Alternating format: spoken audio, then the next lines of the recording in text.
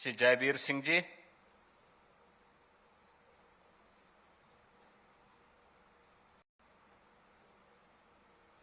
सुविख्यात संस्कृति कर्मी, पूर्व सांसद और आज के समारोह के विशिष्ट अतिथि, पद्म पुरस्कार से सम्मानित सोनल मानसिंह जी,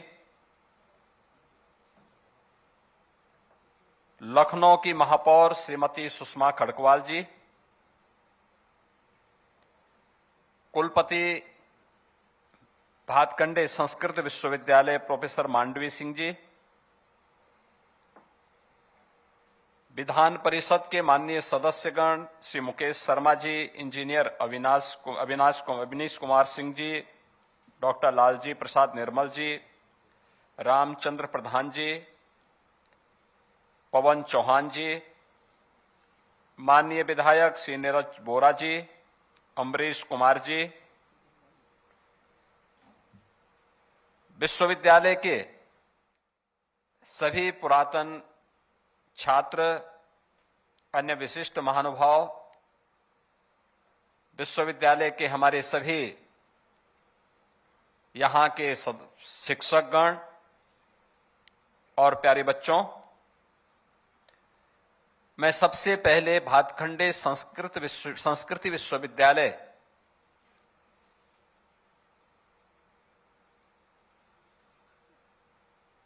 जो आज फर्श से अर्श की एक नई ऊंचाई को प्राप्त करने की ओर उत्सुक दिखाई दे रहा है, इस पूरे संस्थान को शताब्दी महोत्सव के शुभारंभ के अवसर पर उत्तर प्रदेश सरकार और उत्तर प्रदेश की जनता की ओर से हृदय से बधाई देने के लिए आया हूं। मेरी बधाई और मंगलमय शुभकामनाएं स्वीकार करें।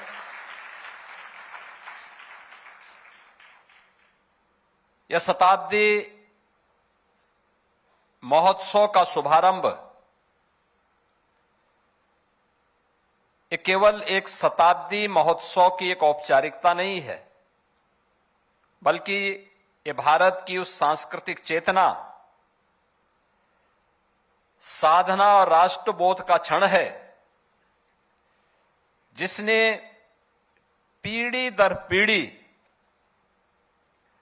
भारत की सांस्कृतिक चेतना को, उसके स्वर को, उसके लय को और उसके संस्कार को एक नई पहचान दी है।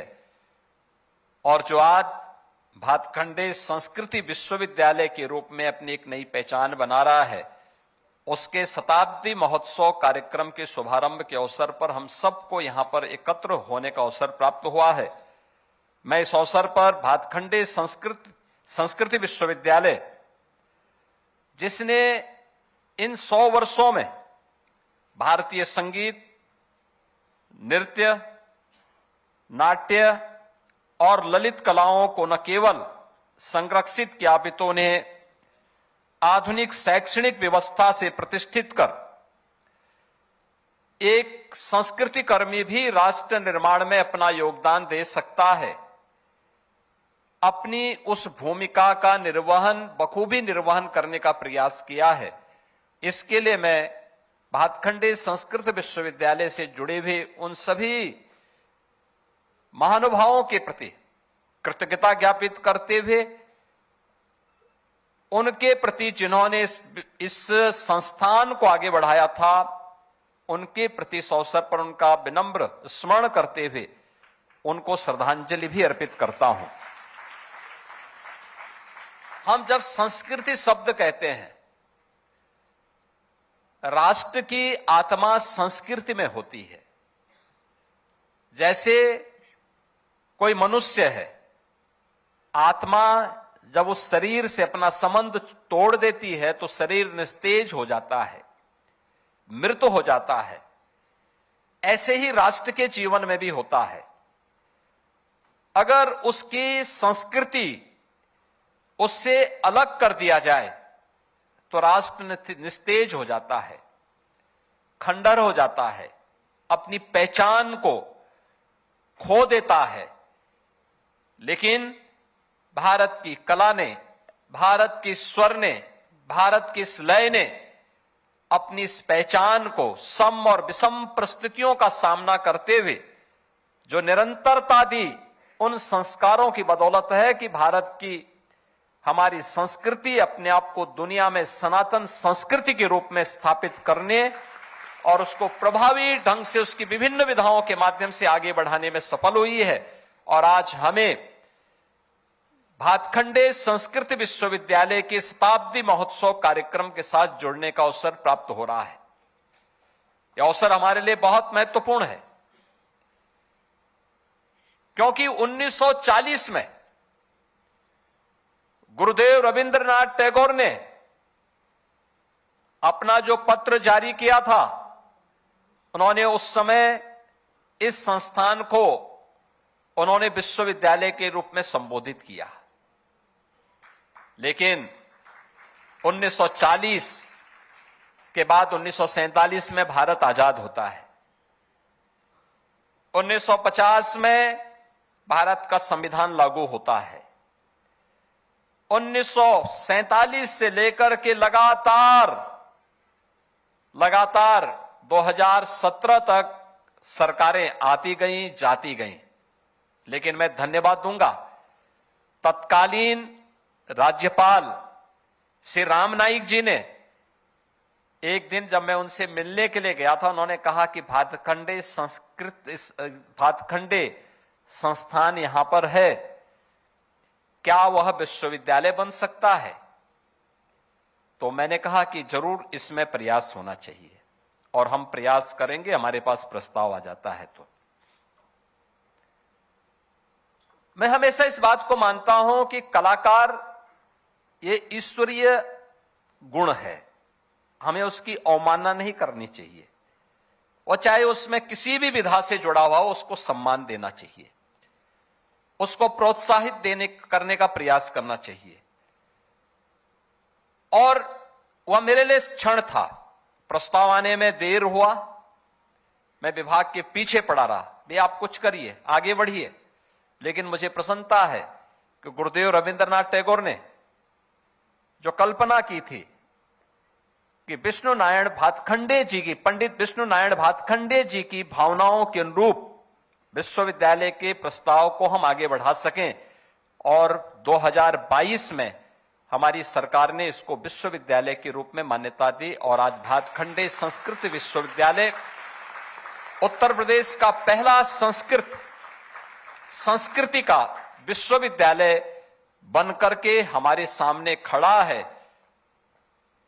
मैं धन्यवाद दूंगा कुलपति जी को, प्रोफेसर मांडवी सिंह जी को, इस बात के लिए कि इन्होंने विश्वविद्यालय के कुल गीत के साथ ही विश्वविद्यालय का जो लोगो था, लोगो एक पहचान होती है, उसका जो थीम भी दिया, वो दिया नादाधीनाम जगतः, यानी नाद के अधीन ये पूरा जगत है। कितना सुंदर। क्योंकि जब कुलपति जी मुझसे मिलने के लिए आए, मैंने 2-3 बार लोगों को मना कर दिया, मैंने कहा बेकार लोगो आप बना रहे हैं। एक बार तो आया था केवल भातखंडे संस्कृत विश्वविद्यालय, मैंने कहा हमारा थीम क्या है, विजन क्या है, हम क्या बोलना चाहते हैं इसके माध्यम से, हम आने वाली पीढ़ी को क्या प्रेरणा देना चाहते हैं। और उन्होंने परिश्रम किया। वो बोलती कम है लेकिन परिणाम दे देती हैं। और सचमुच कितना सुंदर, कितना बेहतरीन प्रस्तुति है। यानी नाद के अधीन यह जगत है, यह जीवन की एक सच्चाई है।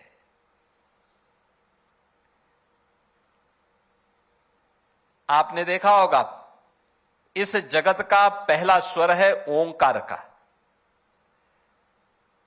यह आप कभी, एक नाद योग होता है, योग की उसमें अगर आप जाएंगे, कभी देखेंगे, कभी अपने कानों को बंद करके अपने अंदर के स्वर को सुनने का प्रयास करेंगे कि नाद की तरह वो गूंजायमान करेगा। और यही जगत की सच्चाई भी है।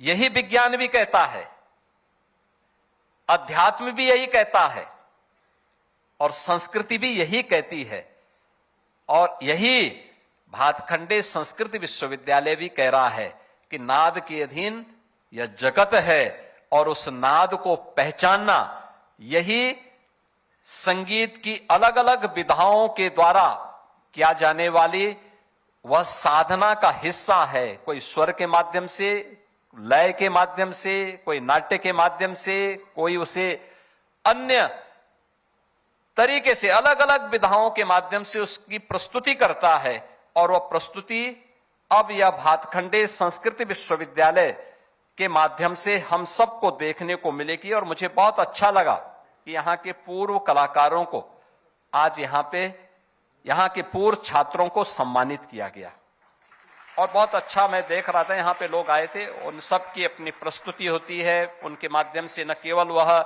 भातखंडे की इस परंपरा को, बल्कि जहां कहीं भी जाते हैं उत्तर प्रदेश को भी उनके नाम पर एक पहचान मिल जाती है, एक सम्मान मिल जाता है। और मैं इसीलिए माननीय अवस्थी जी से ये कह रहा था कि आप आज अकेले आए हैं, अवनीश अवस्थी जी नहीं आए थे। मुझे कार्यक्रम होने जा रहा है, अवनीश अवस्थी जी ने सुबह सूचना दी, लेकिन वे स्वयं गायब हो गए। वे भी बहुत अच्छे कलाकार हैं, लेकिन वे आज यहां पे उपस्थित नहीं हुए। लेकिन आज मुझे अच्छा लगा कि इन कलाकारों को यहां पर सम्मानित दिया गया। यहां पे कॉफी टेबल बुक का भी विमोचन हुआ है।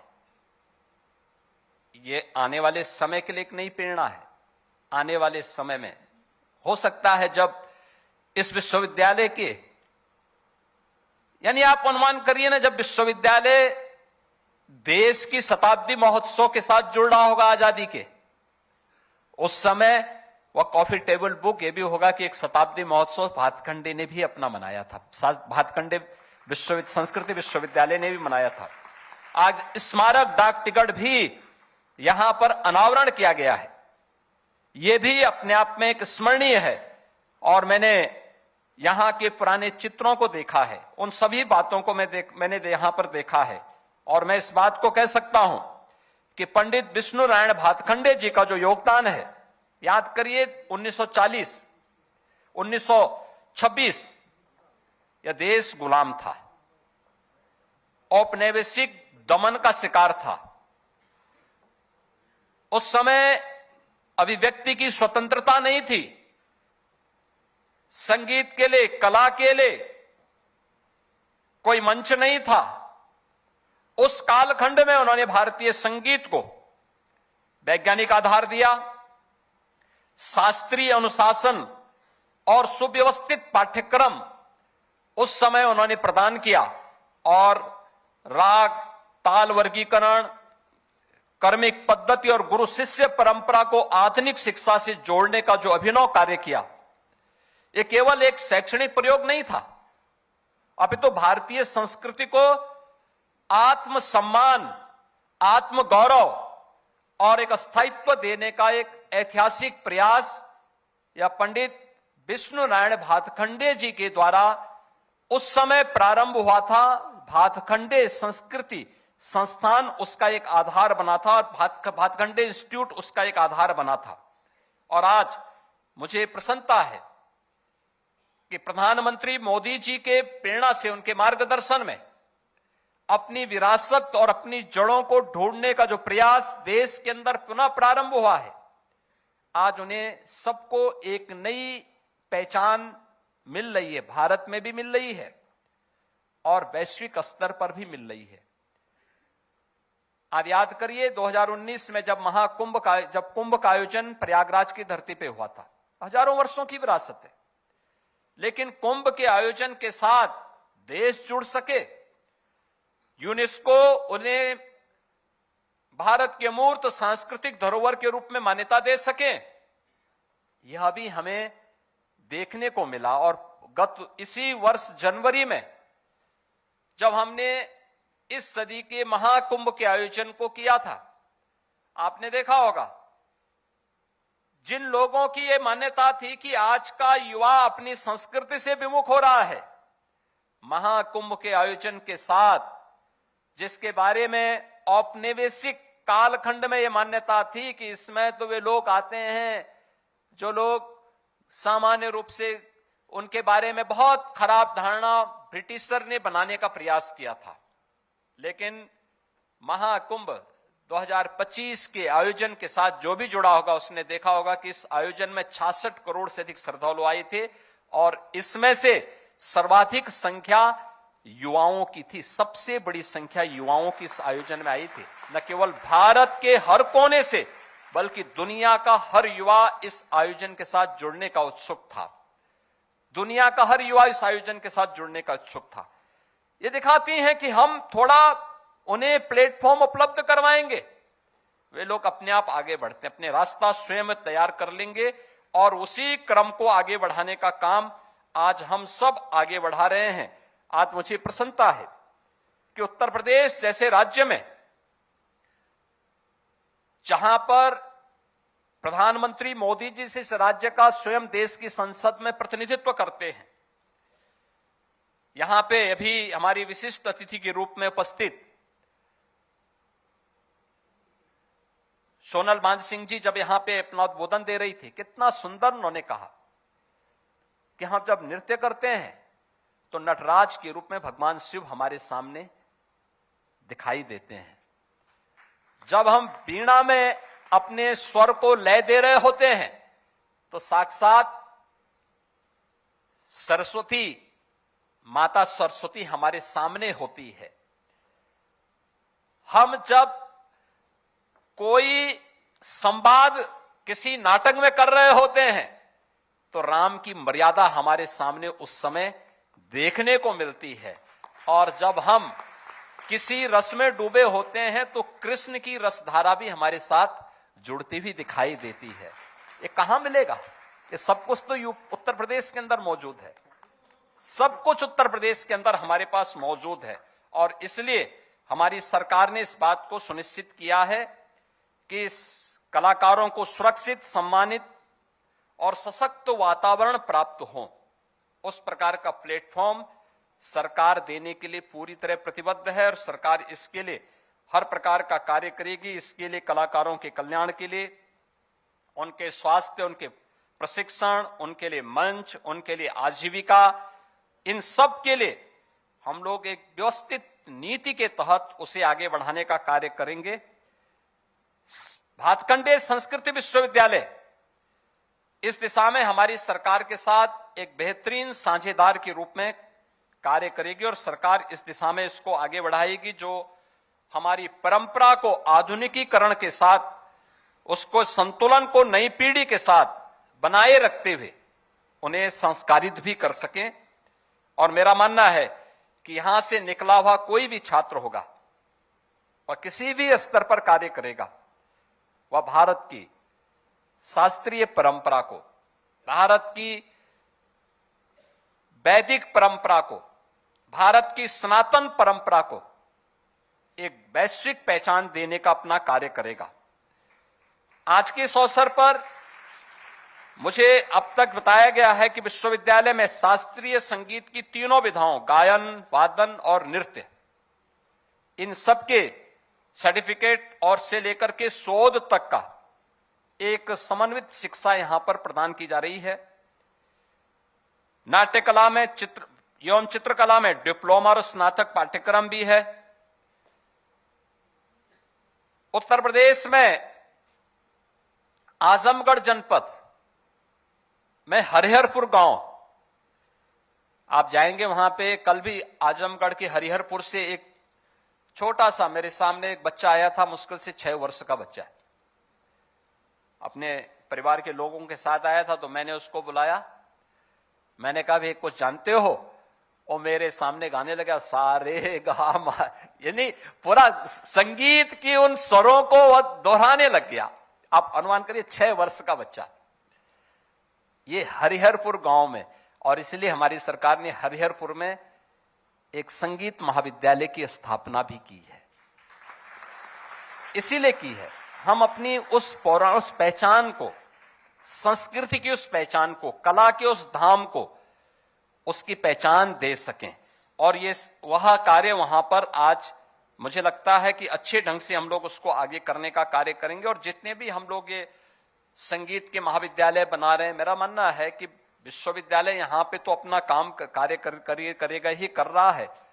उससे एफिलेटेड जितने कॉलेजेस होंगे वहां पर भी उसके एफिलिएशन के साथ साथ वहां पे विजिट करना, वहां के छात्रों को भी, क्योंकि इसकी अपनी एक सीमा होगी और प्रदेश के अंदर हर छात्र यहां हो सकता ना आ सकता हो, वहां पे भी उसके लिए मंच मिले, वहां पे भी उन्हें उसे हम आगे बढ़ा सकें। इन कार्यों को हमें आगे बढ़ाना है। कल्चरल क्लब योजना से प्रदेश के महाविद्यालयों में सांस्कृतिक चेतना का विस्तार करना, डिजिटल जो हमारे डिजिटलीकरण, जो भी हमारे दस्तावेज हैं उसको हम डिजिटल फॉर्म में रख करके संरक्षित कर सकें। अंतर्राष्ट्रीय और सांस्कृतिक सहयोग, वैश्विक मंचों में भारतीय कला को की सशक्त उपस्थिति और इसमें विश्वविद्यालय की महत्वपूर्ण भूमिका अत्यंत महत्वपूर्ण हमारे लिए होगी। और मुझे ये बताते हुए प्रसन्नता है कि अब विश्वविद्यालय अपने नए कलेवर के रूप में आएगा। अब तक एक सामान्य अब 1926 में जब यह भातखंडे संगीत का एक छोटा सा केंद्र था, उस समय की आवश्यकता के अनुरूप वह सुविधाएं थीं, उस समय के लिए पर्याप्त थी, आज के लिए अब कम है। और इसीलिए हमारी सरकार ने निर्णय किया है, हमने यहां पे लखनऊ में, यहां के काकराबाद लखनऊ में लगभग 6 एकड़ भूमि इस विश्वविद्यालय को प्रदान की है, जहां पर विश्वविद्यालय के नवीन भवन की स्थापना होनी है। और नवीन भवन के लिए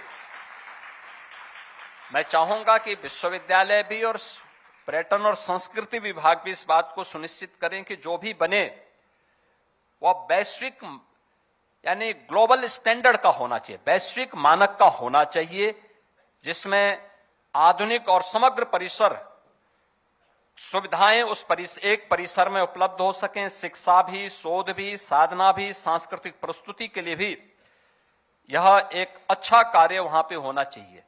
ऑडिटोरियम ये बना है, लेकिन मेरा मानना है कम से कम 2 ऑडिटोरियम होने चाहिए। एक छोटा हो 200-250 की प्रस्तुति के लिए, और एक बड़ा होना चाहिए 1000, 1200, 1500 बच्चों के लिए कार्यक्रम के लिए, बड़ी प्रस्तुति के लिए वो ऑडिटोरियम होना चाहिए। ओपन थिएटर होना चाहिए जहां पे किसी अच्छे उस पर वहां के बच्चे अपनी प्रस्तुति वहां पर दे सकें। अन्य सुविधाओं से अच्छी सुविधाएं होनी चाहिए, अच्छी लाइब्रेरी होनी चाहिए, अब तक की धरोहर को हम व्यवस्थित रूप से कर सकें। और इस पुराने परिसर को, इसको हटाना नहीं है, संस्कृति विश्वविद्यालय का ही पार्ट रहे, लेकिन इसको हम संगीत और उससे जुड़ी हुई विभिन्न विधाओं के एक बेहतरीन म्यूजियम के रूप में इसको आगे बढ़ाएं। पुरातन जितने भी स्थापना काल से लेकर के उसके संस्थापकों के साथ साथ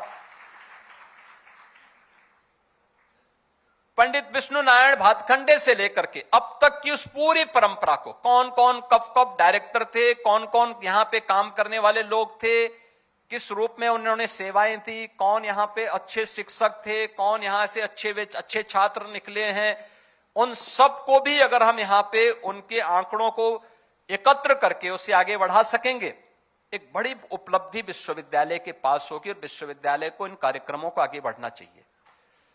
100 यानी शताब्दी वर्ष महोत्सव का शुभारंभ हुआ है और प्रयास होना चाहिए। क्या विश्वविद्यालय के साथ साथ संस्कृति और पर्यटन विभाग को देखना चाहिए इन 100 दिनों में, इन 1 वर्ष में, क्या हम विश्वविद्यालय से निकले हुए पुरातन छात्रों की 100 प्रस्तुति, अलग अलग दिन, अलग अलग कलाकार को, और 100 उन प्रस्तुतियों के लिए भी तैयार होना चाहिए जो प्रस्तुतियां देश के अंदर अच्छे कलाकारों ने प्रस्तुत की हैं, उनको भी हम बुलाएं, अलग अलग दिन, अलग अलग अवसर पर। 1 घंटे का हो लेकिन यहां के बच्चों के सामने हो, ये लोग भी जानें, सीखें, अलग अलग विधाओं से हो ये चीजें। और फिर इन सब को डॉक्यूमेंटेशन करना, इनका संग्रह करना, वह आपके पास यहां पर सुरक्षित हो, उसको आगे बढ़ाना, इस दिशा में तत्काल हमारी कार्रवाई आगे बढ़नी चाहिए। मुझे प्रसन्नता है कि विश्वविद्यालय ने कुछ अच्छे कार्य यहां पे प्रारंभ किए हैं, लेकिन इसमें अब हमें अपनी गति को आगे बढ़ानी पड़ेगी। और मुझे पूरा विश्वास है कि विश्वविद्यालय आज की आवश्यकता के अनुरूप प्रधानमंत्री जी के विजन विकसित भारत की इस परिकल्पना को साकार करने की दिशा में उठाए जाने वाले कदमों में कला क्षेत्र में भी, संगीत में भी, नाट्य और अन्य सभी परंपराओं में भी हम लोग विश्वविद्यालय को एक वैश्विक पहचान दे सकेंगे।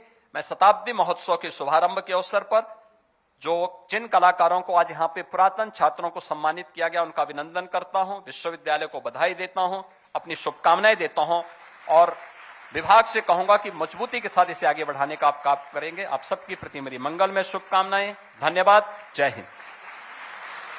आपका बहुत बहुत धन्यवाद, आभार।